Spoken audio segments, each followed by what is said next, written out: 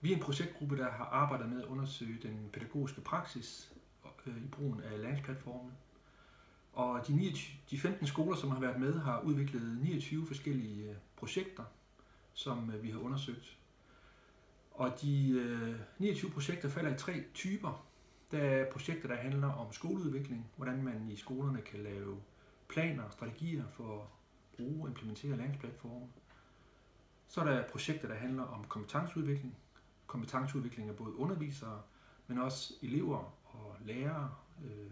Det kan være i form af kurser, sidemandsoplæring og sådan nogle ting. Og så endelig er der projekter, der handler om pædagogiske eksperimenter.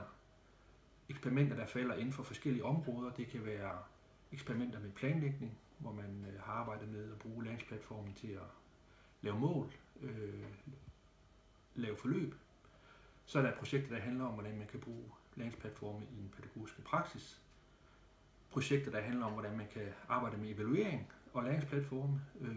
Arbejde med, at eleverne selv laver produkter og uploader dem på læringsplatformen og bruger dem i deres portfolio.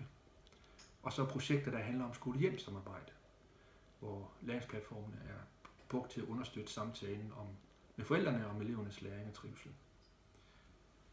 Overordnet kan man sige, at læringsplatformen er en teknologi, der har fangarme ind i mange forskellige praksiser i skolen. Og derfor er det også vigtigt, at man eksperimenterer og arbejder med forskellige sider af den pædagogiske praksis. Altså, at man både arbejder med strategi, kompetenceudvikling og pædagogiske eksperimenter.